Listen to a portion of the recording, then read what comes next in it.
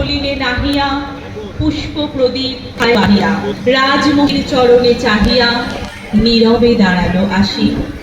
শিহরি সভয় মহিষী কহিলা, এ কথা নাহি কি মনে?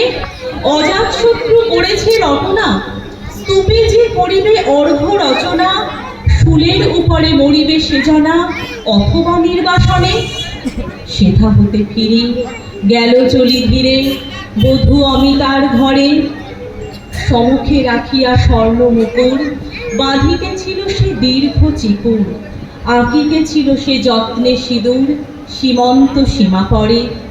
শ্রীমতীরে হেরি বাঁকি গেল রেখা, কাঁপি গেল তার হাত, কহিল, অবোধ কি সাহস বলে এনেছিস পূজা? এখনই যা চলে, কে কোথা দেখিবে ঘটিবে তাহলে বিষম বিপদপাত।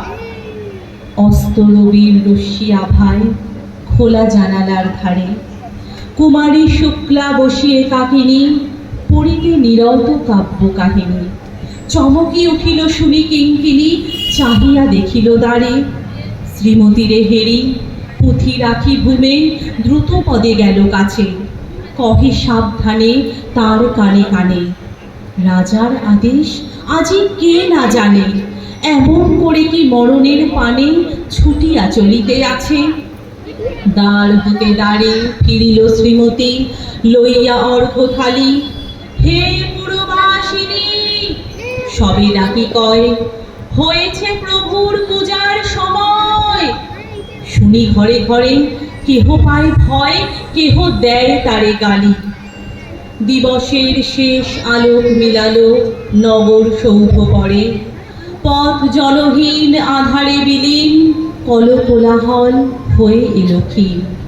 আরতি ঘণ্টা ধ্বনিল প্রাচীন রাজ দেবালয় ঘরে। শারদ নিশির স্বচ্ছ নিশীথে তারা অগণ্য জলে। সিংহ দুয়ারে বাজিল বিষান, বন্দিরা ধরে সন্ধ্যার তান। মন্ত্রণা সভা হলো সমাধান, দাড়ি ফোকারিয়া বলে।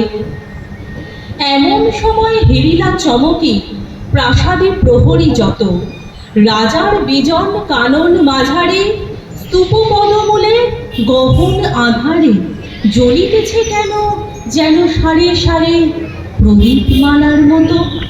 শুধালো, কে তুই ওরে দুর্গতি, মরিবার তরে করিস আরতি?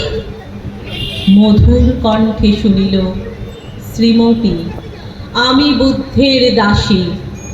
সেদিন শুভ্র পাষাণ ফলকে পড়িল রক্ত লিখা, সেদিন শারদ স্বচ্ছ নিশীথে প্রাসাদ কাননে নীরবে নিভৃতে।